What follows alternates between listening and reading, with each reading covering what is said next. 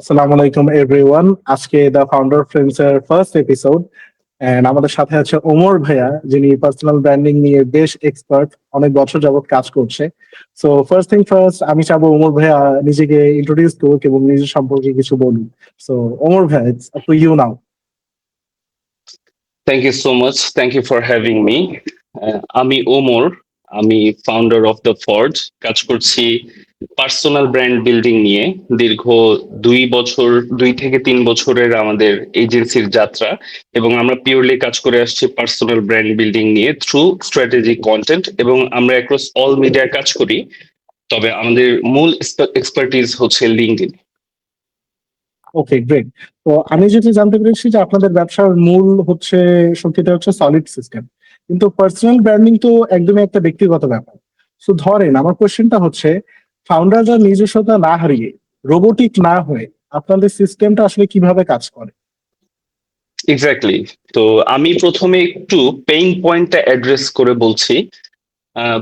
একজন ফাউন্ডার যিনি হচ্ছেন একটি কোম্পানি রান করতেছেন, বা হয়তো 10, 20, 50 জনের একটি টিম রান করতেছেন, তার কিন্তু মাল্টিপল রোল থাকে এবং মাল্টিপল প্রবলেমস থাকে। তো সেক্ষেত্রে তার কাজের সাথে প্যারালালি তার পার্সোনাল ব্র্যান্ডিংটা করা হয়ে ওঠে না। তো সেই জায়গায় হচ্ছে আমরা সলিউশন হিসেবে কাজ করি। আমরা তার সাথে বসে তার পার্সোনালিটি ব্রেকডাউন করি, রিসার্চ করি, তার নিশ এক্সপার্টিস, এক্সপেরিয়েন্স, এবং তার থেকে যে ভ্যালুগুলো আমরা আউটপুট হিসেবে বের করতে পারবো তা নিয়ে কাজ করি। এবং এই আমরা যে সিস্টেমটা ক্রিয়েট করি তা হচ্ছে পিওরলি একটা কন্টেন্ট সিস্টেম, যার থ্রু হচ্ছে তিনি তার সব ধরনের কন্টেন্ট শেয়ার করবেন, এবং সেখানে তার ইনপুট থাকবে স্ট্র্যাটেজিক্যালি এবং নলেজফুলি। এবং এর মাঝখানে যতগুলো স্টেপস আছে, যেমন একটা কপি জেনারেট করা, একটা স্ক্রিপ্ট লেখা, তারপর হচ্ছে কিছু ডিজাইনস, তারপর video, reels, and each and every type of contents আমরা ক্রিয়েট করি। He just has to copy and post that. All right, so the next thing would be, দেখেন আপনি বেশ কিছু ফাউন্ডারদের সাথে কাজ করেছেন এবং মাইলস্টোন অ্যাচিভ করেছেন, বাট এমন কি হয়েছে যে স্কেল করার সময় অনেক এজেন্সি মডেলই হচ্ছে ধসে পড়ে। তো আপনারা যখন এত বড় ভলিউমে অপারেশন করা শুরু করেছেন, এতগুলো ফাউন্ডারদের সাথে কাজ করা শুরু করেছেন, আপনি কোন কোন চ্যালেঞ্জেস গুলো ফেস করেছেন? ওকে, তো আমি বিজনেস স্কেল করা নিয়ে একটু সেপারেটলি বলছি। এবং আমার বিজনেস স্কেল করার সময় যে আমরা যে হয় না যে অনেক সময় যে স্কেল করার সময় ভেঙে পড়ে, বা স্কেল করার সময় দেখা যায় যে অনেক ক্লায়েন্ট অনবোর্ড করতেছে, যে কোয়ালিটিটা ইনশিওর করতে পারতেছে না। Yes, তো yes. এটার জন্য আমার একদম সিম্পল অ্যান্সার হচ্ছে, আমরা আমাদের রিসোর্স, আপনি যখন একটা বিজনেস 1 থেকে 10-এ যাবেন, ওই 1 থেকে 10-এ যাওয়ার রিসোর্স নিয়ে কখনো 10 থেকে 100-তে যেতে পারবেন না। তো সেক্ষেত্রে আমরা যখন স্কেল করে স্টার্ট করেছি, তখন আমরা আমাদের রিসোর্সের প্রতি খুবই কেয়ারফুল ছিলাম। We hire the best resource in Bangladesh. এবং আমরা রিমোটলি যেহেতু জিনিসটা রান করি, সেহেতু আমাদের কোনো বর্ডার কনস্ট্রেন্ট নাই। তো আমরা চেষ্টা করেছি আমরা বেস্ট রিসোর্সেস হায়ার করব, এট দ্য সেম টাইম আমরা একটা লিমিটেড স্লট মেনটেন করার চেষ্টা করেছি, কারণ কোয়ালিটি এনশিওর করতে গেলে আমরা কখনো বাল্ক অ্যামাউন্টে কন্টেন্ট প্রডিউস করে জিনিসটাকে পার্সোনালাইজ রাখতে পারবো না। তো সেক্ষেত্রে আমি স্কেল করার ক্ষেত্রে 2টা জিনিস মাথায় রেখেছি। নাম্বার 1 হচ্ছে রিসোর্স, এবং নাম্বার 2 হচ্ছে limited slots and limited output. Okay, great to hear that. এখন সত্যি কথা বলতে, আপনিও জানেন অনেক ফাউন্ডারই হচ্ছে ক্যামেরার সামনে এসে কথা বলতে স্বাচ্ছন্দ্য বোধ করেন, অনেকে এটাতে কমফোর্টেবল না। তাহলে ধরেন এখন আপনাকে যে কোনো একটা ফাউন্ডার এসে, একটা বিগ কোম্পানি হোক বা একজন একটা স্মল এন্টারপ্রেনার হোক, আপনাকে খুব বেশি টাকা অফার করলো, যেটা আপনি বেয়ার মিনিমাম চার্জ করেন তার থেকেও বেশি অফার করলো। তাহলে এখন আপনি তাকে কি সলিউশন দিবেন? সে যদি পার্সোনাল ব্র্যান্ডিং করতে চায় কিন্তু সে নিজে ভিডিও বানাইতে না চায়, নিজে সামনে আসতে না চায়, তাহলে তার জন্য কি সলিউশন হতে পারে এটা? অ্যাকচুয়ালি এটা হইছে, মানে আমি যদি একটু ওকে। ফ্র্যাঙ্কলি বলি, যে আমার হচ্ছে আমি যখন বিজনেস স্টার্ট করলাম, তখন I was freak for clients. তো আমি হচ্ছে কাউকে মানা করতাম না প্রথম দিকে। এটা আমি বিজনেস জার্নির শুরুর দিকের কথা বলছি।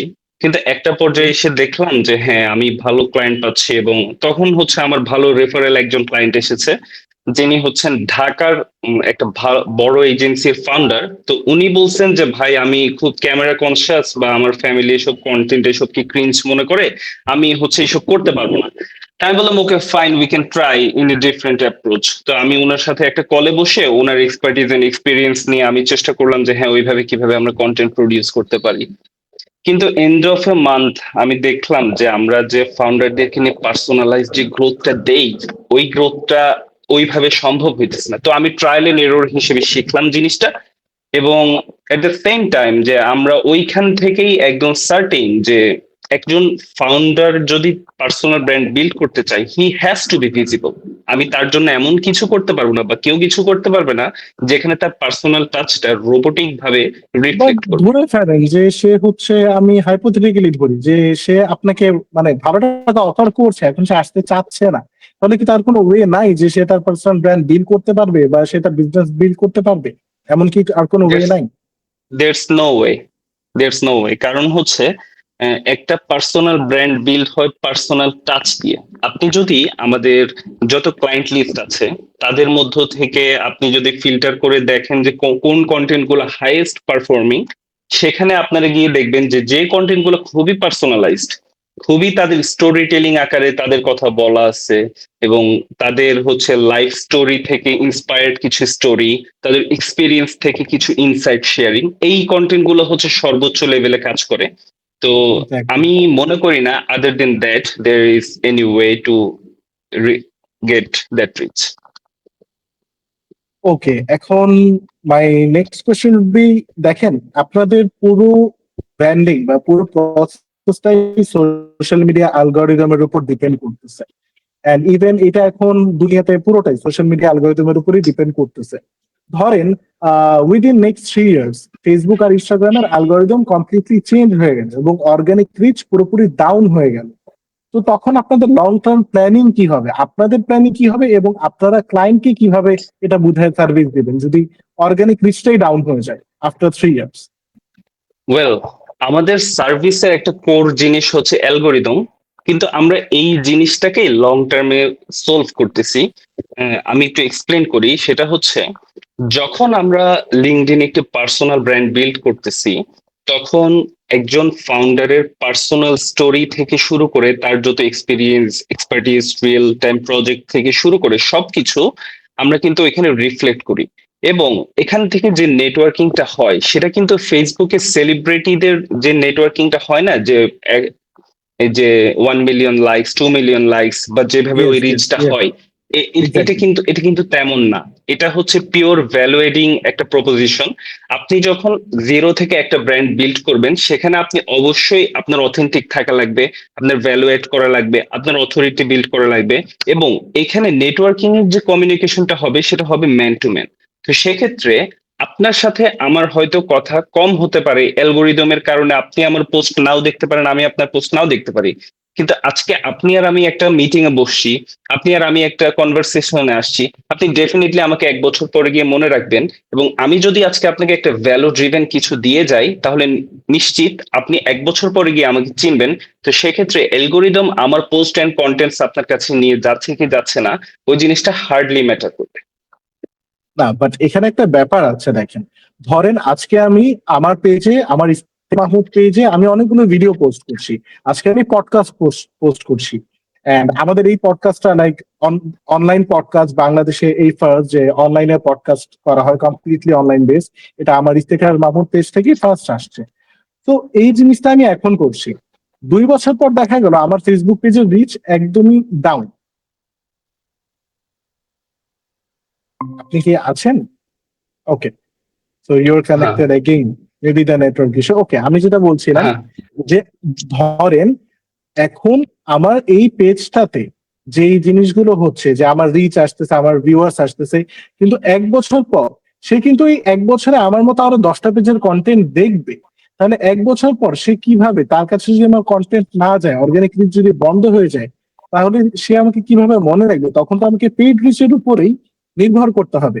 আমি আপনার কাছ থেকে এটা জানতে চাচ্ছি যে অর্গানিক রিচ যদি ডাউন হয়, আমাদেরকে কি তাহলে পেইড রিচের উপরেই নির্ভর করে চলতে হবে নেক্সট 3 ইয়ার্স পরে, নাকি আমরা অর্গানিক রিচটাকেও আবার কোনোভাবে ট্রিগার করতে পারি অন্য কোনো চ্যানেলের মাধ্যমে? ওয়েল, আমি এটা আপনাকে একটা এক্সাম্পল দিয়ে বলবো, তবে তার আগে আমি বলে Sure. দেই যে আমরা এমন একটা গ্রোথ এনশিওর করি যে গ্রোথটা হচ্ছে পিওরলি অর্গানিক, এবং এটা হচ্ছে সম্পূর্ণ ভ্যালু ড্রিভেন। আপনি যখন আমাদের সিস্টেমে এসে একটা কন্টেন্ট করবেন, অথবা আপনি আমাদের সিস্টেম না করে আপনি মনে করেন আপনার সিস্টেমে আপনি আপনার সারা জীবনের যতগুলো নলেজ আছে, যতগুলো এক্সপিরিয়েন্স আছে, তা হচ্ছে ওয়েল ক্রাফটেড প্রেজেন্ট করছেন। হ্যাঁ, সেই জিনিসটা যে ইম্প্যাক্টটা ক্রিয়েট করবে, that's bigger then algorithm, right? এবং আমি এই জিনিসটা আপনাকে একটু পেইড মার্কেটিং এর ক্ষেত্রে একটু প্রোডাক্ট মার্কেটিং দিয়ে বলি, যে ঘরের বাজার বিডি মান্থলি প্রায় 1 কোটি টাকার মেটা মার্কেটিং করে, এবং প্যারালালি ওদের হচ্ছে 400টা করে অ্যাড চলে। তো ঘরের বাজার বিডি কিভাবে 400, দেখেন ওরা কিন্তু হাইয়েস্ট স্কেলেবল ব্র্যান্ড বাংলাদেশে ইন অর্গানিক ফুড বাংলাদেশে সেক্টর। কিন্তু একটা ডেফিনেটলি। জিনিস খেয়াল করেন, ঘরের বাজার বিডির কিন্তু এই রেকারিং ক্লায়েন্ট অনেক বেশি। তো সেক্ষেত্রে তারা হ্যাঁ, জিনিসটা কিভাবে মেনটেন করছে, এটার একটাই মাত্র ওয়ে, সেটা হচ্ছে ইম্প্যাক্ট, অথবা এই ইম্প্যাক্টটা ওরা ক্রিয়েট করছে যে তাদের কোয়ালিটি মেনটেন করে। তো সেক্ষেত্রে মানুষ যখন ভ্যালু পাচ্ছে, তখন তারা ঘরের বাজার বিডির অ্যাড দেখুক অথবা না দেখুক, তারা ঘরের বাজার বিডি থেকে যদি একবার অর্ডার করে তাহলে সে বারবার করবে। Same goes to personal brand. কেউ যদি একবার ভ্যালু ড্রিভেন কন্টেন্ট দেওয়া শুরু করে, সে যদি দেখা যায় যে 1 বছরে 10টা কন্টেন্ট দিছে বা 1 বছরে 5টা কন্টেন্ট দিছে, ওই 5টা কন্টেন্টে কিন্তু খুব ভালো লেভেলের রিচ হয় এবং খুব মানুষ ওই জিনিসটাকে ভ্যালু দেয়। আমরা এটার এক্সাম্পল হিসেবে দেখতে পারি যে আমাদের বাংলাদেশের হচ্ছে মাহমুদুল হাসান সোহাগ ভাইয়া, যে উনি হচ্ছেন খুব লিমিটেড টাইম এভেলেবল থাকেন, খুব লিমিটেড সেমিনার করেন এবং খুব লিমিটেড ভিডিও পোস্ট করেন, এবং ওনার অ্যাক্টিভিটি এর বাইরে কোনো অ্যাক্টিভিটি পাবলিক ইন্টারাকশনের নাই বললেই চলে। কিন্তু দেখেন যে ভ্যালু ড্রিভেন যে জিনিসগুলো দেয়, তার কারণে কিন্তু ওনার অ্যালগোরিদম রিলেটেড কোনো হেল্প লাগে না এবং পেইড কোনো হেল্প লাগে না। তো সেক্ষেত্রে আমরা পিওরলি জিনিসটাকে কনস্ট্যান্টলি ভ্যালু এডিং এর জায়গা থেকে স্কেল করার কথা এবং গ্রো করার কথা চিন্তা করি। ঠিক আছে, জিনিসটা বুঝতে পারলাম। এখন একটা কথা আপনি ভেবে দেখেন, বাংলাদেশের মানুষ অনেক বেশি প্রাইস সেনসিটিভ, ঠিক আছে? তো এখন একটা মানুষ চিন্তা করলো যে আমি আজকে থেকে একটা ফেসবুক পেজ খুলবো, ফেসবুক পেজ খুলে আমি ব্যাগস বিক্রি করব। তাহলে এখন আপনার ক্ষেত্রে কি মনে হয় যে তাকে কি ব্যাগ বিক্রি করার জন্য তার ফেসবুক পেজে তার ব্যাগের বিজনেসে বেশি টাকা ঢালা উচিত, নাকি তার পার্সোনাল ব্র্যান্ডিংটা আগে করা উচিত? যে yes, I am the founder, I am Iftekhar Mahmud and I am selling bags. So আপনারা যদি ব্যাগ নিতে চান, এই যে কমেন্টে লিঙ্ক দেওয়া আছে, কমেন্টে আমার পেজের লিঙ্ক, আপনি কমেন্ট থেকে নিতে পারেন। তো কোনটা বেটার হবে, যে একটা ব্র্যান্ড সে বিল্ড করতে, একটা বিজনেস সে বানাতে চাচ্ছে, সে ব্যাগ সেল করবে, তাহলে কি তার বিজনেসে বেশি টাকা ঢালা উচিত, নাকি তার পার্সোনাল ব্র্যান্ডিং এ আগে নিজের সেলফ ব্র্যান্ডিংটা করা উচিত? ওকে, আমি এই জায়গায় একটা মিক্সড সলিউশন অফার করব। সেটা হচ্ছে, ধরেন আপনি ব্যাগ বিক্রি করতেছেন, আপনি প্রত্যেকদিন বলতেছেন যে ভাই আমার ব্যাগটা খুব ভালো, আমার ব্যাগটা এমন, আমার ব্যাগটাতে এইটা। কিন্তু একটা জিনিস চিন্তা করেন, যে একটা ব্যাগ কেনার কাস্টমারের লাইফ স্প্যান হইতে পারে 6 মাস থেকে 1 বছর। সে হয়তো চিন্তা করলো যে হ্যাঁ, আমার এক্সিস্টিং ব্যাগটা যখন ছিঁড়ে যাবে আমি তখন ওইটা কিনবো। ওই যে একটা বছরের একটা জার্নিতে তাকে আপনি কিভাবে আপনার কন্টেন্টের প্রতি রিকারিং রাখবেন, তাই না? তো এই জায়গায় আপনার সেম জিনিসটাই করা লাগবে, যে প্রতিদিন সে হয়তো একটা একটা স্পেসিফিক ব্যাগ অথবা 10টা স্পেসিফিক ব্যাগের মডেল বারবার দেখতে চাইবে না, সে কিন্তু স্ক্রল পাস করে যাবে এবং অ্যালগোরিদম অনুযায়ী আপনি যেটা বললেন যে এটা কিন্তু তার কাছে যাবে না। তো সেক্ষেত্রে আপনি কি করতে পারেন? আপনি আপনার পার্সোনাল ব্র্যান্ড অনুযায়ী, আপনি ব্যাগের ব্যবসা করতেছেন, আপনি ব্যাগের বিভিন্ন ইনসাইট বলতে পারেন, আপনি লেদার নিয়ে বিভিন্ন কথা বলতে পারেন, আপনি আপনার কারখানার শোকেস করতে পারেন, আপনি আপনার এক্সপার্টিস শোকেস করতে পারেন, আপনি ওয়ার্ল্ড মার্কেট নিয়ে কথা বলতে পারেন, এবং চামড়া এবং অন্যান্য ইন্ডাস্ট্রি নিয়ে কথা বলতে পারেন। এই জিনিসটা তাকে, তার কাছে একটা প্রুফ হিসেবে যাবে যে না, this guy is an expert, আমি তার থেকে ব্যাগটা কিনতে পারি। সে নিশ্চয়ই সে ভ্যালু ড্রিভেন কন্টেন্টস দিচ্ছে। সে, তো আমি আপনাকে বলবো যে আপনি শুধু বিজনেস অথবা শুধু পার্সোনাল ব্র্যান্ডিং জিনিসটা করতে পারবেন না, আপনার পার্সোনাল ব্র্যান্ডিং এর থ্রু আপনার বিজনেসটা করতে হবে। আমি আবার এই জায়গায় আরেকটা উদাহরণ দিব, সেটা হচ্ছে আপনি যদি আইমান সাদিককে দেখেন, আমরা কিন্তু আইমান সাদিককে প্রথমে চিনি, তারপরে টেন স্কুলকে চিনি।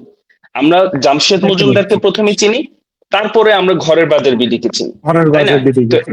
হুম, তো এইখানে হচ্ছে একটা মিক্সড ব্লেন্ড আছে। তো আপনি হচ্ছে যদি এই জিনিসটা আপনার বিজনেসের সাথে অ্যালাইন করে করতে পারেন, this is the best thing to do. Okay, so বাংলাদেশে বেশিরভাগ ফাউন্ডার আসলে, আপনার বেশ ফাউন্ডারদের সাথে যেহেতু কাজ করেছেন, আপনার কি মনে হয় বাংলাদেশে বেশিরভাগ ফাউন্ডারদের পার্সোনাল ব্র্যান্ডিং নিয়ে ভুল ধারণাটা কোনটা?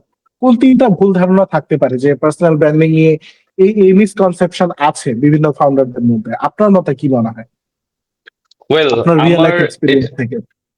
হ্যাঁ, এইটা নিয়ে আমি মানুষকে অ্যাওয়্যার করে আসতেছি গত 1 থেকে 1.5 বছর, সিন্স আমাদের দেশে 2024 থেকে এত কিছু হচ্ছে, মানুষ ট্রেন্ডের পিছনে এত বেশি যাচ্ছে যে আমাদের এই জায়গাটাই থেকে অ্যাওয়্যার করা ছাড়া কোনো উপায় নাই।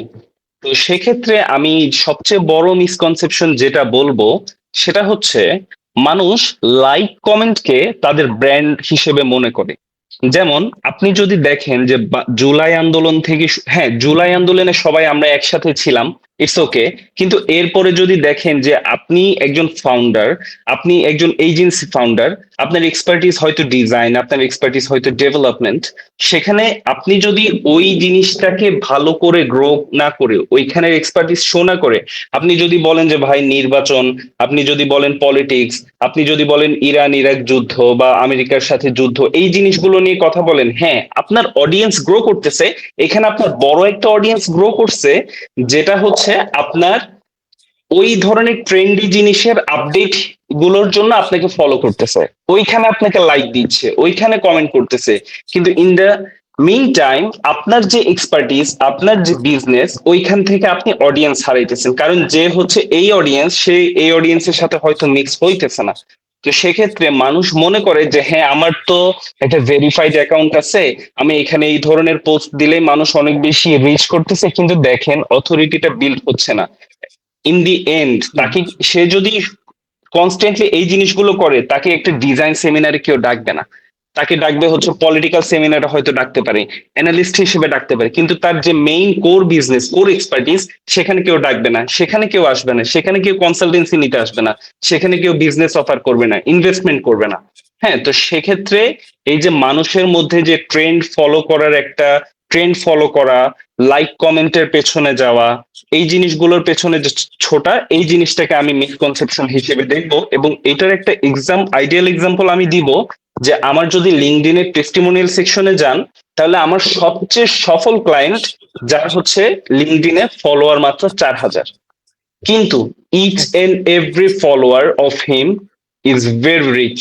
আপনি যদি দেখেন যে সে ইউএস এর কোচিং মার্কেটে সে সর্বোচ্চ impactful service provider from Bangladesh, remotely Bangladesh থেকে বিজনেস রান করতেছে, মাত্র 4,000 ফলোয়ার। কিন্তু তার কন্টেন্টস থেকে শুরু করে সবকিছু আমরা এত ওয়েল ডিজাইন করছি, ইভেন দো 40,000 ফলোয়ারের একজন ফাউন্ডারের চেয়ে তার ইম্প্যাক্টটা বেশি। তো সেক্ষেত্রে আমি বলবো যে ট্রেন্ডের পেছনে না গিয়ে বা লাইক কমেন্টের পেছনে না গিয়ে, ফাউন্ডাররা যদি তাদের রিয়েল এক্সপার্টিস থেকে ভ্যালু এডিং কন্টেন্টস এবং জিনিসপত্র শেয়ার করে, তাহলে হচ্ছে তারা বেশি সফল হবে। এই জিনিসটা আমাদের দেশের ফাউন্ডাররা খুব বেশি মিসকনসেপ্টেড আর কি।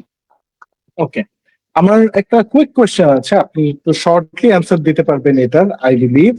ব্যাপারটা হচ্ছে অনেক ফাউন্ডাররাই নতুন বিজনেস শুরু করতেছে, তাদের কাছে অত টাকা থাকে না, অতটা ফান্ডস নাই, বাট ধরেন তারা ইনভেস্টর খুঁজতেছে বা কিছু, তো তাদেরকে পার্সোনাল ব্র্যান্ডিং করা লাগবে। তাহলে এই ক্ষেত্রে তারা ইনিশিয়ালি স্টার্ট কিভাবে করতে পারে? Because they have no funds, they have no gears, তার কাছে খুব ভালো একটা ক্যামেরা নাই, নর্মাল একটা মোবাইল আছে, তার কাছে ভালো ভিডিও এডিটিং সফটওয়্যার নাই, তার কাছে এডিটর ভালো নাই। তো সে এখন, আমরা কি ভাববো যে সে বিজনেস স্টার্ট করবে না? No, not like that. তারও তো ইচ্ছা আছে বিজনেস গেমে আসার। এবং আমি বিলিভ করি আপনিও একসময় যখন এসেছিলেন, ইউ হ্যাড নাথিং অ্যাকচুয়ালি। নাও আস্তে আস্তে বিল্ড হয়েছে। তো আপনার মতে কি মনে হয়, যার এত বাজেট নাই একটা এজেন্সি হায়ার করার অথবা আপনাকে হায়ার করার, সে আসলে কি করবে এই মুহূর্তে? সে যদি কালকে একটা পার্সোনাল ব্র্যান্ড স্টার্ট করতে চায়? ওকে, ফার্স্ট অফ অল সে আমার সাথে একটা 30 মিনিটের কনসালটেন্সি সেশন বুক করবে। এই যে এই জিনিসটা এই কারণে না, এটা বললাম। এটা তো আপনার হ্যাঁ, এটা তো আপনার নো, পার্সোনাল ব্র্যান্ডিং হয়ে গেল। হ্যাঁ হ্যাঁ, হ্যাঁ হ্যাঁ, না আমি এই কারণে বলতেছি কারণ আমরা কনসালটেন্সি সেশনটা ফ্রিতে অফার করি, এবং ওই 30 মিনিটের কনসালটেন্সি সেশনে আমরা কি বলি তা আমি আপনাকে এখন 1 মিনিটে বলবো। প্রথমে আমরা যখন একটি পার্সোনাল ব্র্যান্ড বিল্ড করব, নাম্বার ওয়ান থিং হচ্ছে ইমপ্রেশন।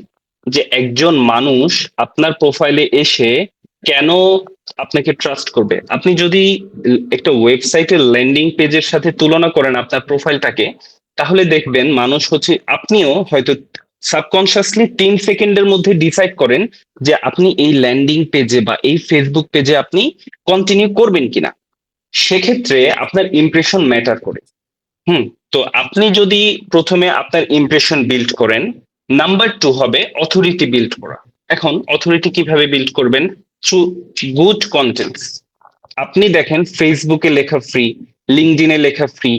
হ্যাঁ, আপনি যদি ক্যানভা থেকে কিছু রিসোর্স নিয়ে চিন্তা করেন যে হ্যাঁ আমি এই লেখাটা হচ্ছে হায়ারার্কি করে এভাবে একটা ডিজাইন পোস্ট করলাম, ইট ম্যাক্সিমাম টেক্স 10 মিনিটস, রাইট? তো Yeah, সেক্ষেত্রে আপনি definitely. আপনি যখন একটা ইমপ্রেশন ক্রিয়েট করছেন, আপনি যখন অথরিটি বিল্ড করছেন, এরপরে আপনার থার্ড রোল হচ্ছে আপনি কনস্ট্যান্টলি ভ্যালু প্রোভাইড করবেন। দেখেন, আপনি যদি সারাদিন মিম পোস্ট করেন, আপনার মিমের একটা অডিয়েন্স আছে, ঠিক, কিন্তু ওইটা কিন্তু কোনো ভ্যালু পাইতেছে না, তাই না? তা আপনি কিন্তু আপনার কন্টেন্ট গুলোকে যদি এইভাবে পলিশ করেন যে হ্যাঁ আমি আজকে অ্যাওয়ার করলাম যে আপনারা সবাই পডকাস্ট শুনেন, যে পডকাস্টে কিন্তু অনেক বেশি ভ্যালুয়েবল কথাবার্তা বলা হইতেছে। তারপর আপনি যদি একটু এডুকেশনাল জিনিস হিসেবে দেখেন যে হ্যাঁ একটা পডকাস্ট রেকর্ড করার জন্য আমার এই ডিভাইস লাগতেছে, এত টাইম স্পেন্ড করতেছি, এই সফটওয়্যার ইউজ করতেছি। হুম।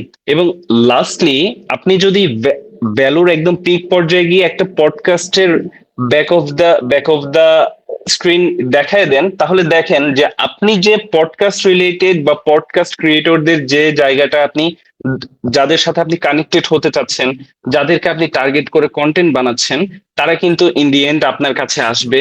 নো ম্যাটার হোয়াট, আপনার ডিজাইন কোয়ালিটি খারাপ হতে পারে, আপনার কথা বলার ধরন খারাপ হতে পারে, আপনি হয়তো ভালো ক্যামেরা দিয়ে শুট করতেছেন না, আপনার হয়তো লাইটিং ভালো না, এনিথিং ক্যান বি হ্যাপেন। কিন্তু এই জায়গায় আপনি পিওরলি ভ্যালু এড করার কারণে আপনার কাছে ওই অডিয়েন্সটা রিচ করবে, এবং আপনি আপনার পার্সোনাল ব্র্যান্ডিং এর প্রথম ধাপটা এভাবে ফিল আপ করবেন উইদাউট এনি মানি। ওকে, এখানে একটা বিষয় ধরে, এখন এআই এর যুগ এসেছে, হুম। যেটা অনেকের জন্য ব্লেসিং, অনেকের জন্য নাইটমেয়ার, ঠিক আছে? For Yeah. Me it's a blessing for me, and I believe it's a blessing for you as well. But most of the founders এর জন্য, অনেকের কাছে এটা মনে হয় ইটস আ নাইটমেয়ার। তো এই এআই এর যুগে এসে আপনার কি মনে হয় পার্সোনাল ব্র্যান্ডিং এর মধ্যে অথেন্টিসিটিটা কি টিকে থাকবে? বিকজ হেজেন আছে একটা টুল, আপনি হয়তো নাম শুনেছেন। তারপর এখন ক্লড আছে, ক্লড যদি ইমেজের জন্য অতটা প্রপার না, জেমিনি হচ্ছে ইমেজ বানাতে পারবে, এবং হেজেন সেটা দিয়ে প্রপারলি ইনফ্লুয়েন্সার বানাতে পারবে, একটা প্রপার ইনফ্লুয়েন্সার।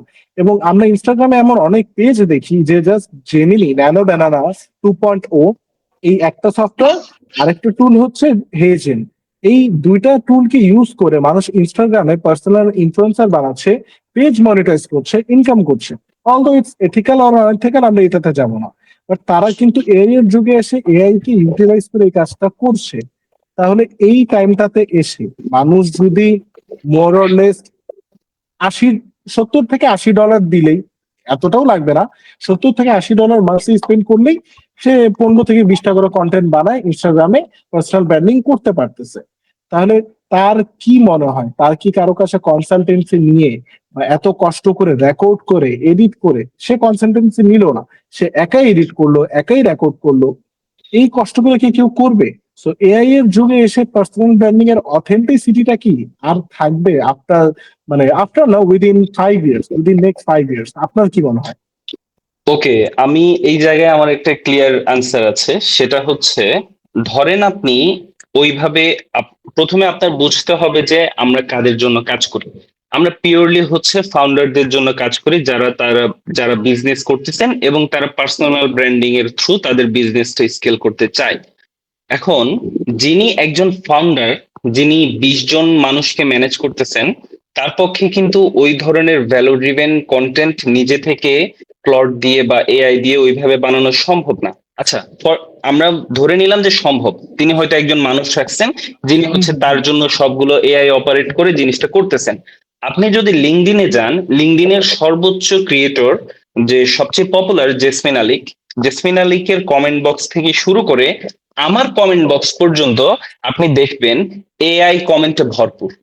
হ্যাঁ, তো সেক্ষেত্রে হ্যাঁ, তো ওরা এআই কমেন্ট গুলো কিভাবে করতেছে, নিশ্চয়ই ওরা একটা প্রম্পট দিয়ে রাখছে বা একটা এজেন্ট বানায় রাখছে যে তোমাকে আমি পোস্ট দিচ্ছি, তুমি এখান থেকে আমাকে ইনসাইটফুল কমেন্ট করে দাও, এখানে হচ্ছে আমার একটু পার্সোনাল টাচ রাখো, এইভাবে একটু প্রম্পটিং করে দিয়ে দিচ্ছে। কিন্তু একটা জিনিস আপনি খেয়াল করেন যে ওই কমেন্ট গুলো থেকে তারা কোনো ধরনের ভ্যালু বের করতে পারতেছে না। ভ্যালু বলতে আমি কি বুঝাচ্ছি, একজন ফাউন্ডার আমাদের সাথে এসে কাজ করতেছেন যে সে এখান থেকে হাই টিকেট ক্লায়েন্ট বুক করবে। এখন আপনি দেখেন, আপনি যখন একটা জিনিস পোস্ট করলেন যে হ্যাঁ আমি পডকাস্টটা করলাম, এআই কিন্তু বুঝতেছে না যে সে এই পডকাস্ট থেকে কোন পার্সপেক্টিভটা পাইছে একটা মানুষ। আমাদের এই পডকাস্ট দেখে কয়েকজন মানুষ কয়েক ধরনের পার্সপেক্টিভ পাবে, সবাই কিন্তু সিমিলার পাবে না। হুম, এখন সবাইকে যদি আপনি সামারি করতে দেন, সবাইকে যদি এখান থেকে 2টা লাইন বলতে দেন, ইটস পসিবল যে 50 জন 50 ধরনের লাইন বলবে, তাই না? কিন্তু আপনি যদি এআই থেকে একটা লাইন বলেন, ওই জিনিসটা এত বেশি জেনেরিক হয় এবং ওই জিনিসটা এত বেশি নুব হয় যে ওইটা হচ্ছে হিউম্যানের যে এক্সপার্টিস থেকে যে পার্সপেক্টিভটা আসে না, ওইটা বলতে পারে না। যেমন আপনাকে যদি আমি জিজ্ঞেস করি যে আপনি আমার কথা বলার ধরন দেখে আপনি আমার আমার ব্যাপারে একটা কন্টেন্ট প্ল্যান করেন বা আপনি আমাকে নিয়ে একটা ভিডিও প্ল্যান করেন, তাহলে এআই হচ্ছে খুব জেনেরিক ভাবে করে দিবে, কিন্তু আপনি বুঝতে পারবেন যে হ্যাঁ আমি কিভাবে কথা বলতেছি, আমি স্ক্রিনের দিকে তাকাচ্ছি কিনা, আমি ফাম্বল করতেছি কিনা, এই জিনিসগুলো থেকে আপনি একটা পার্সোনালাইজড সলিউশন দিবেন বা আপনি আপনার এক্সপার্টিস থেকে আপনার এক্সপিরিয়েন্স থেকে জিনিসটা বলবেন, তাই না? তো সেক্ষেত্রে যখন এআই রিলেটেড কন্টেন্ট গুলো হবে, কমেন্ট গুলো হবে, সবকিছু হবে, হ্যাঁ জিনিসটা একটা পর্যায় পর্যন্ত কাজ করবে, কিন্তু এটা কখনো আপনাকে হাই টিকেট ক্লায়েন্ট অ্যাকোয়ার করতে এবং বড় হোয়াইট লেভেল পার্টনারশিপ করতে, ইনভেস্টরকে অ্যাট্রাক্ট করতে, আপনার পটেনশিয়াল B2C ক্লায়েন্টকে অ্যাট্রাক্ট করতে, আপনার পার্সোনাল ব্র্যান্ড বিল্ড করতে, আপনার একটা অথরিটি বিল্ড করতে কখনো আপ টু দ্য মার্ক যেতে পারবে না, কারণ human brain can not be replaced by anything else, right? তো ওই জিনিসটা জেনেরিক ভাবে সম্ভব, ইয়েস, আপনি 1 থেকে 5,000 ফলোয়ার হয়তো ওইভাবে কোয়ান্টিটেটিভ মেথডে পেতে পারেন, কিন্তু দেখা যাচ্ছে আপনি কখনো জামশেদ মজুমদারের একটা স্ক্রিপ্ট বা জামশেদ মজুমদার যেভাবে বলেন, আমি বারবার এই কথাটা বলছি কারণ ওনাদের একটা কেস স্টাডি আমি পড়ে আসলাম একটু আগে, তো সে কারণে আমি বলছি যে আপনি কখনো আইমান সাদিকের স্টাইল বা জামশেদ মজুমদার স্টাইল বা ওনার যে ইনসাইটটা, ওই জিনিসটা বা ওনার যে এক্সপিরিয়েন্স থেকে একটা কথা বলা, ওই জিনিসটা আপনি এখানে পাবেন না, ওই জিনিসটা এখানে সবসময় মিসিং থাকবে। এন্ড মোর ইম্পর্টেন্ট যে আপনি 10টা রোবটের মাঝখানে একটা মানুষকে কিন্তু ডিটেক্ট করা খুব ইজি, 10টা পুতুলের মাঝখানে একটা মানুষকে ডিটেক্ট করা খুব ইজি। তো সেক্ষেত্রে এআই যত অ্যাডভান্স হবে আমার কাজ তত সহজ হবে, কারণ যারা আমার সাথে এখন থেকে কাজ করতেছেন তাদের সাথে আমরা তাদের পার্সোনালিটি ব্রেক করে না, আমি বলবো তাদের পার্সোনালিটি নিয়ে প্লে করে আমরা হচ্ছে একটা ব্র্যান্ড বিল্ড করতেছি। তো সেক্ষেত্রে তখন গিয়ে দেখা যাচ্ছে যে যত বেশি এআই রাইজ করতেছে আমরা তত বেশি ভিজিবল হইতেছি। Okay, but tell me one thing, just very shortly tell me just one thing. কেউ যদি এআই দিয়ে কন্টেন্ট জেনারেট করে রেভিনিউ জেনারেট করতে পারে রেদার দেন নিজে ক্যামেরার সামনে রেকর্ড করার থেকে, which one will be better? No, আমি বলবো যে পার্সোনালি যে আপনি যে জিনিসটা ভ্যালু দিবেন ওই জিনিসটা বেটার। কারণ হইতেছে যখন আপনি এআই দিয়ে কোনো কিছু করবেন, you are more of a creator rather than a founder or being authentic or a brand builder. It's fine, but আপনি আপনি আজকে একটা ফাউন্ডার, আপনি আপনার কন্টেন্ট বানাচ্ছেন, আপনি ডেইলি একটা করে কন্টেন্ট বানান, আপনি 30 দিনে 30টা কন্টেন্ট পোস্ট করেন, বাট আপনার রেভিনিউ জিরো। বাট আমি আজ থেকে 6 মাস পর আপনি পার মান্থ 30,000 টাকা করে কামাবেন, এটা আমি ধরে নিতে পারছি। 30,000 টাকা করে আপনি আর্ন করতে পারবেন। কিন্তু আমি কি করলাম, আমি হেজেন আর ব্যানার বানানো ইউজ করে আমি একটা এ ইনফ্লুয়েন্সার বানাই, আমি আমার বিজনেসের ব্যাগ গুলো ইনস্টাগ্রামে সেল করা শুরু করলাম ইনফ্লুয়েন্সার দিয়ে। আর একটা এআই ইনফ্লুয়েন্সার একটা ফিমেল মডেল বানালে অনেক সুন্দর হয় দেখতে। আমি দেখা গেলো আমি সেকেন্ড উইক থেকেই আমি 15,000 20,000 টাকা করে আমার ব্যাগও সেল করতে পারতেছি। একটা ফাউন্ডার তো জাস্ট আ নেম, ফাউন্ডার তো প্রোডাক্ট সেল করে, রাইট? তো সে তো তার পার্সোনাল ব্র্যান্ডিং করে প্রোডাক্ট সেল করার জন্য। তাহলে আমি যদি আমার পার্সোনাল ব্র্যান্ডিং করে 6 মাস পরে রেজাল্ট পাই, আর এখানে আমি এআই ইউজ করে আমি যদি 2 সপ্তাহের মধ্যেই 15,000, 20,000, 30,000 করে রেভিনিউ জেনারেট করি, তাহলে 6 মাস পর আপনি যে জায়গায় থাকবেন আমি নিশ্চয়ই আপনার থেকে 3 টাইমস বেটার জায়গায় থাকবো। তাহলে এই ক্ষেত্রে আপনি কি সাজেস্ট করেন, যে স্টিল আপনি সাজেস্ট করেন যে ক্যামেরার সামনে এসেই মানুষকে পার্সোনাল ব্র্যান্ডিং নিয়ে কথা বলা উচিত, নিজের প্রোডাক্ট প্রমোট করা উচিত, নাকি এআই এর হেল্প নিয়ে কাজগুলো করা উচিত, নাকি আপনি এআই এর একদম এগেইনস্টে? না, আমি এআই এর এগেইনস্টে না, আমি হচ্ছি মানে এআই কে আপনার পার্সোনাল ব্র্যান্ডিং এর সাথে ইনক্লুড করার পক্ষে আর কি। এখন আপনি যদি দেখেন যে আপনি এআই ছাড়াই 20,000 টাকার ব্যাগ হয়তো বিক্রি করতেছেন, হতে পারে আপনি 2 লাখ টাকা পর্যন্ত স্কেল করতেছেন, কিন্তু একটা একটা জিনিস খেয়াল করেন যে 2 লাখ টাকায় যখন আপনি স্কেল করছেন, তখন আপনাকে কোনো ম্যানুফ্যাকচারার এসে বা আপনি যদি চিন্তা করেন যে আপনি এই জিনিসটা এক্সপোর্ট করবেন, তো সেক্ষেত্রে তখন আপনি কিভাবে এই জিনিসটা কন্ডাক্ট করবেন? তখন আপনার অথরিটিটা বিল্ড হবে না। আপনি যখন একজন মার্চেন্ডাইজারের সাথে কমিউনিকেট করবেন, আপনি যখন একটা কোম্পানির সিইওর সামনে আপনার ব্রিফটা দিবেন বা আপনার প্রেজেন্টেশনটা শো করবেন, তখন আপনার এক্সপার্টিস ওখানে রিফ্লেক্ট করবে না। তো সেক্ষেত্রে মানে এআই নির্ভর হওয়া গুড, বাট একদমই যে এআই নির্ভর করে আপনি প্রেজেন্ট না থেকে, আপনি অ্যাবসেন্ট থেকে যদি একটা ব্র্যান্ড বিল্ড করেন, তাহলে ওই জিনিসটা হয়তো সার্টেন লেভেল পর্যন্ত আপনাকে সার্ভ করবে, কিন্তু একেবারে ফুল পটেনশিয়ালে, আপনি যে ফুল পটেনশিয়াল একজন পার্সোনালাইজড, কাস্টমাইজড পার্সোনাল ব্র্যান্ডিং করে যেটা পাবেন, ওই পটেনশিয়ালে কখনো এআই আপনাকে এলোন নিয়ে যেতে পারবে না। আচ্ছা, আমাকে এখন একটা কথা বলেন, আমরা এতক্ষণ অনেক কিছু এআই নিয়ে বললাম, আমরা এতক্ষণ বিজনেস নিয়ে বললাম, এখন আমরা আসি কিছু ফান ফ্যাক্টস। ফান ফ্যাক্টস বলতে কিছু লজিক্যাল কথাবার্তা। ধরেন একটা স্টুডেন্ট, সে হচ্ছে ভার্সিটি স্টুডেন্ট, সে হচ্ছে ফার্স্ট ইয়ারে পড়ে, তার ফার্স্ট সেমিস্টার শুরু হয়েছে, তার একাডেমিক্স এখনো মেজর সিলেক্ট করে নাই, সে সে যদি চায়, তাহলে আমরা লিঙ্কডইন অ্যাকাউন্ট নিয়ে অনেক কনফিউজ থাকি, বেশিরভাগ স্টুডেন্ট থার্ড ইয়ার ফোর্থ ইয়ারে এসে লিঙ্কডইন খুলে, যেটা প্রবাবলি অনেক রং একটা ব্যাপার। ফার্স্ট ইয়ারে থাকতেই আমার একটা লিঙ্কডইন অ্যাকাউন্ট থাকা জরুরি। এন্ড আমি যেটা মনে করি, যেটা আমার পার্সোনাল পার্সপেক্টিভ, আমি আমার প্রত্যেকদিন অ্যাজ এ স্টুডেন্ট, যেহেতু আমার বিজনেস নাই, আমার কিছুই নেই, তাহলে আমার কি করা উচিত?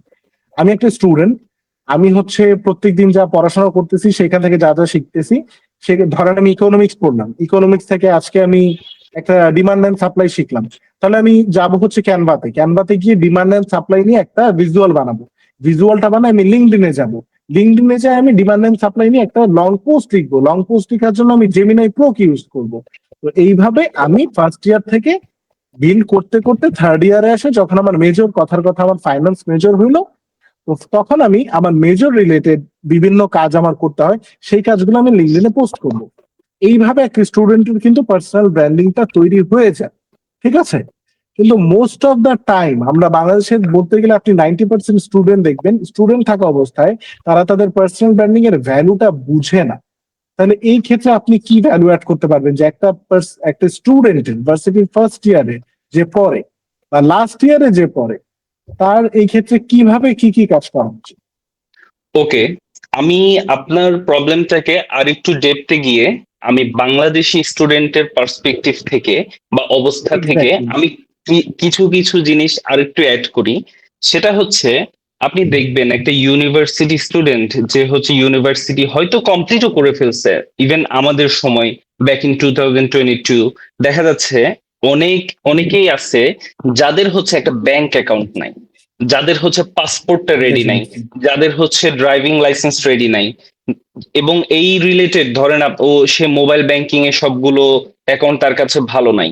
হ্যাঁ, তো এই যে এবং তার কাছে লিঙ্কডইন নাই, তার কাছে একটা পোর্টফোলিও ওয়েবসাইট নাই, সে সোশ্যাল মিডিয়ায় হচ্ছে জাস্ট কি মানে ভ্যালু এডিং কিছু করতেছে না।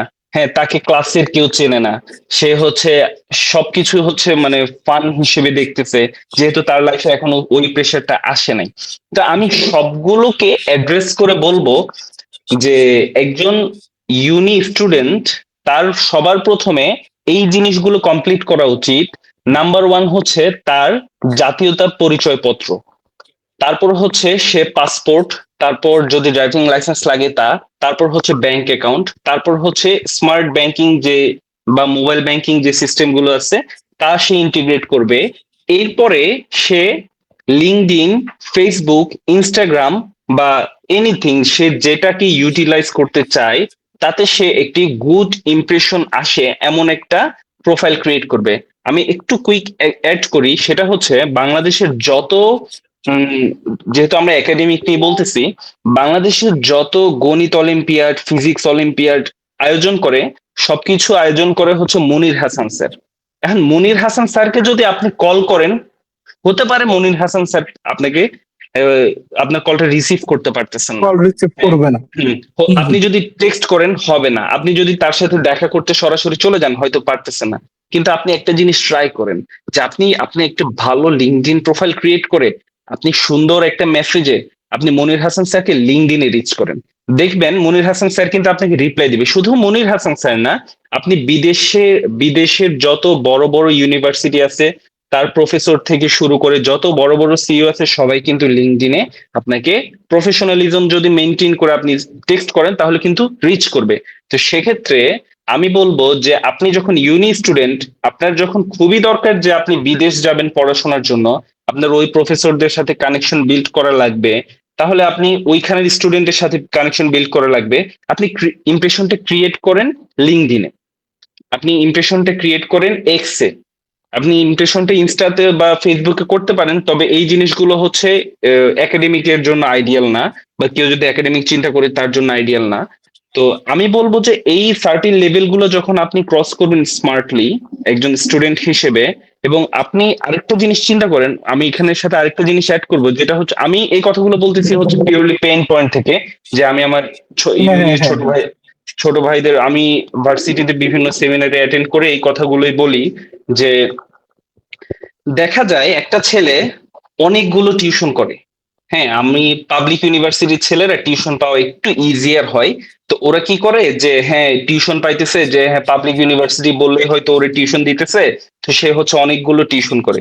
কিন্তু এট দ্য সেম টাইম দেখেন, যদি সে টিচার না হয় তাহলে 3-4 বছর পরে গিয়ে তার কাছে হয়তো কোনো জমানোর টাকাও নাই, তার কাছে হয়তো কোনো ধরনের কি বলবো মানে ওই সময়টাও নাই, ওই টিউশনের এক্সপিরিয়েন্স দিয়ে ওইটার কোনো ভ্যালু সে পাইতেছে না। তো সেক্ষেত্রে সে যদি সে জায়গায় একটু নেটওয়ার্কিং করতো, সে একটা স্কিল বিল্ড করতো, বা তার একাডেমিক নিয়ে আরো ডেপথে করতো, ধরেন ইকোনমিক্স এর যে যে স্টুডেন্টের কথা আপনি বলছেন, সে যদি স্টাটা শিখতো, সে যদি ইভিউস শিখতো, হ্যাঁ এক্স্যাক্টলি এক্স্যাক্টলি। সে ওই রিসার্চ রিলেটেড কাজগুলো শিখতো, স্কিল শিখতো, রেদার দেন টিউশন করা বা অন্য কিছু করা। তার যদি সমস্ত ব্যাংক অ্যাকাউন্ট থেকে শুরু করে একাডেমিক্স এর কাগজপত্র থেকে শুরু করে সমস্ত কিছু অর্গানাইজড ওয়েতে থাকতো, সে ফার্স্ট ইয়ার থেকে ফোর্থ ইয়ার পর্যন্ত যদি এভাবেই গ্রো করার চেষ্টা করতো, আপনি দেখেন 4 বছর পরে গিয়ে আপনি তাকে কিসে আটকাবেন? তার একটা পার্সোনাল হ্যাঁ, ব্র্যান্ড আমার থাকবে। এখানে একটা কথা আছে। দেখেন, আমি কখনো টিউশনকে ডিসকারেজ করি না। Any sort of hmm, earning is a blessing for everyone, any sort of yeah, earning. আজকে yeah, যদি একটা স্টুডেন্ট প্রাইভেট ইউনিভার্সিটিতেই পড়ছে, ডাজন্ট ম্যাটার পাবলিক, সে প্রাইভেট ইউনিভার্সিটিতেই পড়ছে, কিন্তু সে তার হাত খরচ চালানোর জন্য সে হচ্ছে পাঠাও রাইড শেয়ারিং করছে, আমি সেটাকে রেসপেক্ট করি, আমি সেটাকে অনেক অ্যাপ্রিসিয়েট করি। বিকজ সে তার বাসা থেকে টাকা না নিয়ে নিজেরটা নিজে করার চেষ্টা করতেছে। বাট হেয়ার্স আ পয়েন্ট, আপনার কি মনে হয় একটা স্টুডেন্টকে, সে আজকে কিছুই করলো না, সে আজকে তার টুকটাক হাত খরচ চালানোর জন্য টিউশনই করছে, বাট 4 বছর পর সে যখন জব মার্কেটে যাচ্ছে গিয়ে বলছে মার্কেটে কোনো জব নাই, জব নাই বিকজ তার কোনো স্কিল নাই। তাহলে সে যদি এই কাজটা করতো যে ভার্সিটির ফার্স্টেই সে একটু কষ্ট করে বলতো, লাইক তার 5,000 টাকা হাত খরচ, সে তখন 2,000 টাকা দিয়ে ম্যানেজ করতেছে হাত খরচ, এবং সে তখন একটা স্কিল শিখলো, কথার কথা মেটা মার্কেটিং। আমার মিডিয়া মার্কেটিং স্পেশালিস্ট, আমি social media marketing specialist last 6 years ধরে। তো 2020 সালে আমি এই কাজগুলো শিখেছি, তখন আমি কলেজে পড়ি। তো এখন একটা কথা হচ্ছে, কেউ যদি একটা স্কিল শিখতে চায় প্রথম থেকে, এবং তার অপরচুনিটি কস্ট যদি এটা হয় যে তাকে অনেক সাফার করতে হবে, এই জিনিসটা কি বেটার যে তাকে একটা স্কিল শেখা উচিত, কম টাকা দিয়ে সার্ভাইভ করা উচিত, বাট রেদার দেন হচ্ছে আপনাকে লং টার্মে এটা বেনিফিট দিবে ইনশাল্লাহ, নাকি তার কোনো কিছু ঠিক নেই ভাই, তার দরকার গেট রিচ কুইক মানি, তার ইনস্ট্যান্ট টাকা দরকার, তার হাতে একদমই টাকা নেই, তাকে মাসে 2-3 হাজার টাকা পকেটে রাখতেই হবে, তার টিউশন করাইতেই হবে, আর টিউশন করানোর কারণে একাডেমিক প্রেশারের কারণে সে স্কিল শিখতে পারছে না। এখন এই জিনিসটাকে আপনি কিভাবে ধরবেন? এগুলো কি একটা স্টুডেন্টের এক্সকিউজ, নাকি এগুলো আসলেই ফ্যাক্ট যে একটা স্টুডেন্ট পারে না, নাকি এগুলো একটা স্টুডেন্টের এক্সকিউজ যে সে জাস্ট বোর্ড, অথবা সে টায়ার্ড, অথবা সে ল্যাথার্জি, সেগুলো করতে চায়? ওকে, আপনি এখানে কি একটা সেটা করতে থাকেন? ওকে, এখানে একটা ইম্পর্টেন্ট পয়েন্ট হচ্ছে ডিসিশন মেকিং। আপনি যদি আপনার সার্ভাইভালের জন্য টিউশন করেন, that's totally fine and appreciated, right? আপনি যদি রাইট শেয়ারিং করেন, তাও কিন্তু খুব ভালো, রেদার দেন কিছু না করা। কিন্তু একটা জিনিস ডেফিনেটলি। খেয়াল করেন, মানে আমাদের ক্যাম্পাস কালচার থেকে শুরু করে, বা আপনি যদি আমাদের একাডেমিক্স এর সবকিছু দেখেন, যে একটা স্টুডেন্টের কাছে এমন কোনো ব্যস্ততা নাই যেখান থেকে সে 3-4 ঘন্টা হয়তো বের করতে পারতেছে না। আমি জেনারিক্যালি বলতেছি, কারো হয়তো ফ্যামিলি সিচুয়েশন থাকতে পারে, বা কারো সমস্যা থাকতে পারে, অসুস্থতা থাকতে পারে। আমি জেনেরিক ভাবে বলতেছি 90% of students get enough time to build an skill, right? তো সেক্ষেত্রে আপনি সার্ভাইভালের জন্য আপনি টিউশন করতে পারেন, আপনি 2টা টিউশন করেন, 2 ঘন্টা 2 ঘন্টা 4 ঘন্টা, আপনার একাডেমিকে গেল ধরেন 5 ঘন্টা, তাহলে 9 ঘন্টা, আপনি ঘুমাইলেন 8 ঘন্টা, তাহলে গেল 17 ঘন্টা। আপনি দেখেন তারপরও কিন্তু আপনার কাছে 7-8 ঘন্টার একটা টাইম থাকে। তো সেই জায়গায় আপনি যদি স্মার্ট ডিসিশন নেন, আপনার ওই জায়গায় আপনি স্কিল বিল্ড করতে পারেন। এখন আসি কিভাবে স্কিল বিল্ড করবে। দেখেন, রিসোর্সেস ফ্রি, সব জায়গায় ফ্রি। ফ্রি। ফ্রি, এটা ম্যান্ডেটরি না যে তার কোনো কোর্স করা লাগতেছে।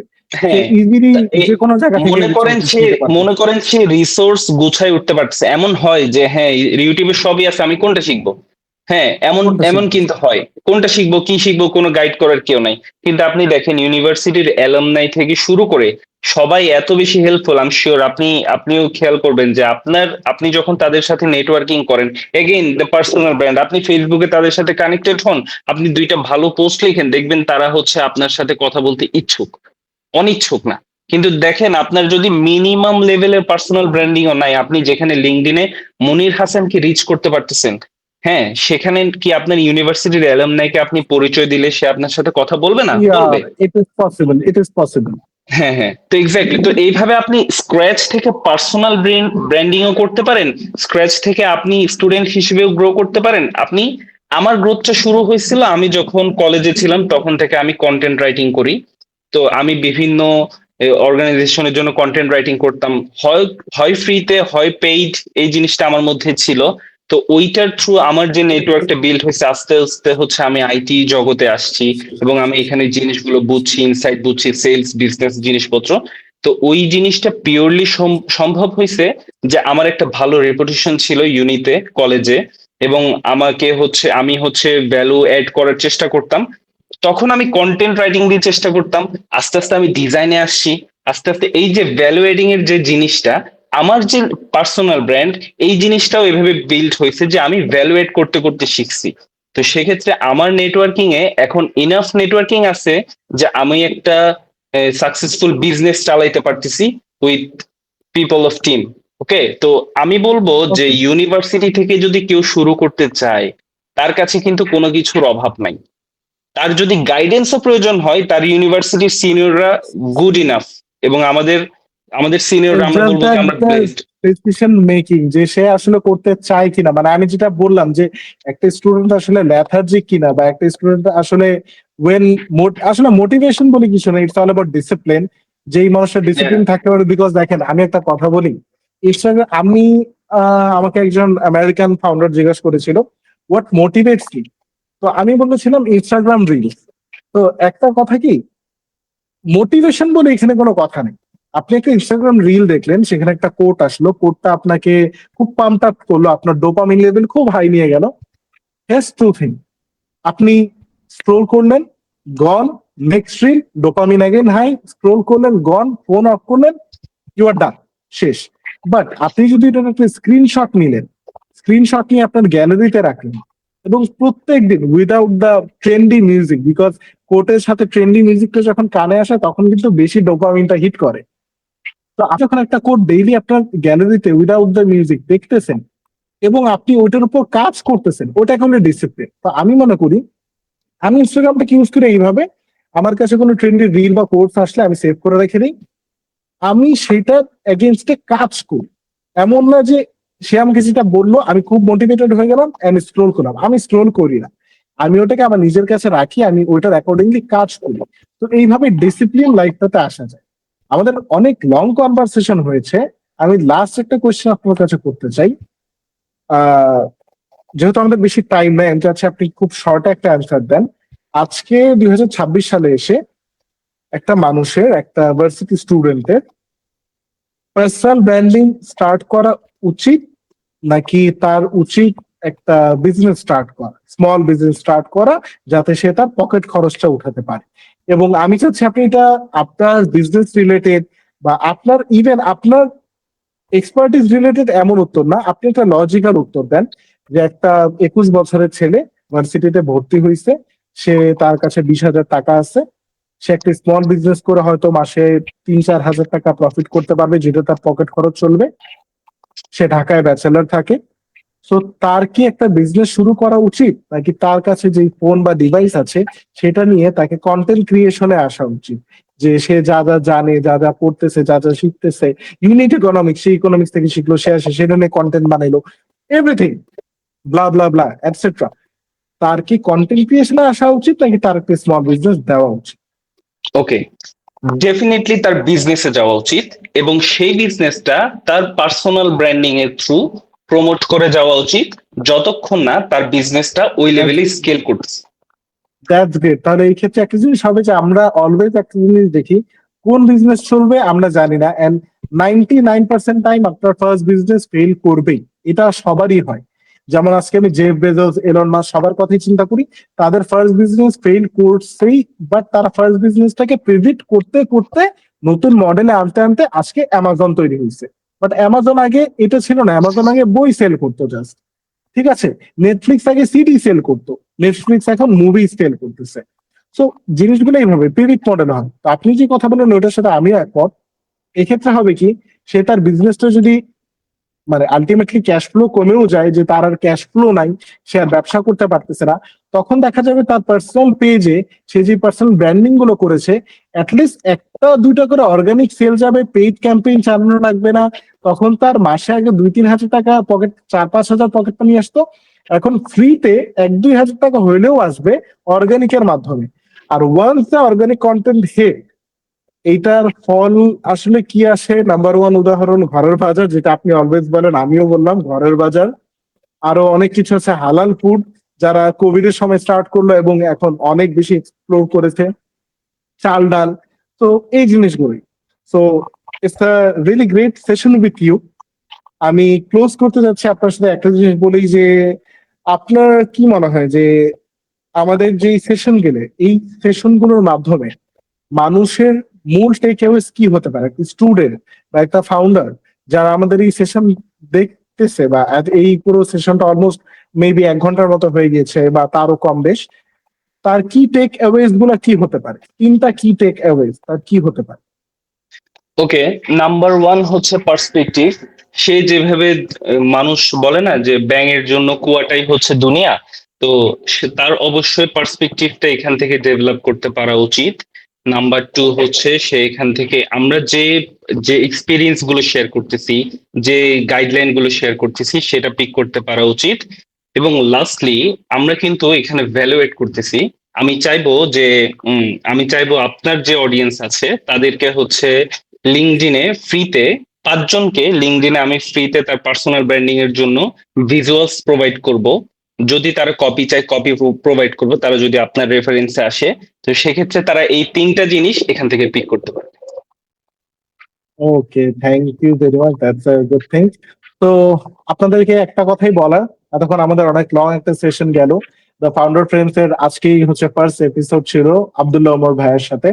আশা করি আপনাদের এই সেশনটা ভালো লেগেছে। আপনারা কমেন্টে জানাতে পারেন আপনারা কি কি আসলে শিখতে পারলেন, এবং কি কি ফ্লজ আছে। আমাদেরও অনেক ফ্লজ থাকতে পারে, অথবা আমাদের কথাবার্তায় অনেক কিছু মিসিং থাকতে পারে, বা এমন ইরিলেভেন্ট বিষয় থাকতে পারে আমাদের কথাবার্তা। I am being honest. তো আপনার যদি মনে হয় যে আমরা কোনো বিষয় ইরিলেভেন্ট বা আমরা ওভার এক্সাজারেট করেছি, বা আপনার মনে হয় আপনি কোনো ভ্যালু অ্যাড করতে পারেন, আপনি ডেফিনেটলি কমেন্টে আমাদেরকে জানাতে পারেন, আমাদের পেজে জানাতে পারেন। আর যদি এমন সেশন আরো চান, তাহলে আমাদের ইউটিউব চ্যানেলটাকে সাবস্ক্রাইব করে রাখতে পারেন, আর আমাদের পেজটাকে ফলো করে রাখতে পারেন। So that's it. আসসালামু আলাইকুম and thank you Abdullah Omar ভাইয়া for the session. Thank you for having me.